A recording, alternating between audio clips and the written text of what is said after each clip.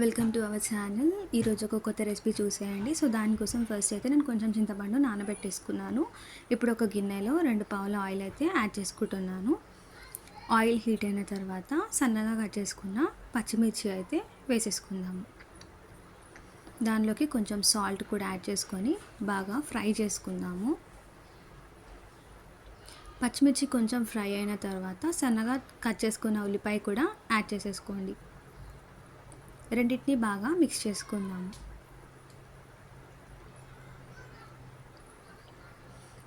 ఇప్పుడు దీనిలోకి ఒక హాఫ్ స్పూన్ వరకు అల్లం వెల్లుల్లి పేస్ట్ వేసుకొని బాగా మిక్స్ చేసుకోండి.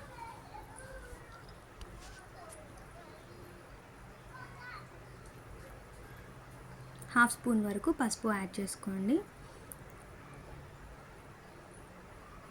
ఇప్పుడు దీనిలోనే మీ టేస్ట్కి తగినంత కారం కూడా వేసుకొని బాగా కలిపేసుకుందాం.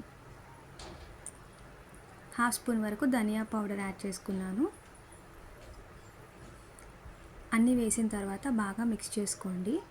ఇప్పుడు మనం పక్కన పెట్టుకున్న చింతపండు నుండి రసం తీసుకొని దీనిలోకి యాడ్ చేసేసుకోండి. మీ పులుపుని అడ్జస్ట్ చేసుకొని వాటర్ అయితే యాడ్ చేసుకోండి. ఇప్పుడు ఈ చింతపండు చారుని అయితే చాలా మంచిగా మరిగించుకోవాలి. ఇది మరగాలి అన్నమాట, మంచిగా కుక్ అవ్వాలి. అట్లా కుక్ చేసుకోండి. నాకు కొంచెం సాల్ట్ తక్కువైంది, నేను ఇక్కడ సాల్ట్ అడ్జస్ట్ చేసుకుంటున్నాను.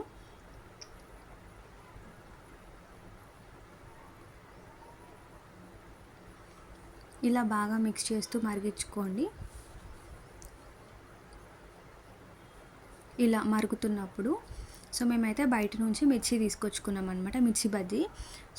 వాటిని చిన్న చిన్న పీసెస్గా కట్ చేసుకొని ఇలా మరుగుతున్న చారులోకి యాడ్ చేసేసుకోవాలి.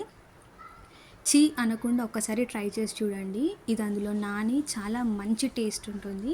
ఒక్కసారి రైస్లో పెట్టుకొని తింటే చాలా యమ్మీగా ఉంటుంది. ఒకసారి ఈ విధంగా ట్రై చేసి చూడండి. ఎప్పుడూ రొటీన్గా కాకుండా ఎప్పుడన్నా మిగిలినప్పుడు ఇలా ఒకసారి ట్రై చేసి ఎలా వచ్చిందో చెప్పేసేయండి.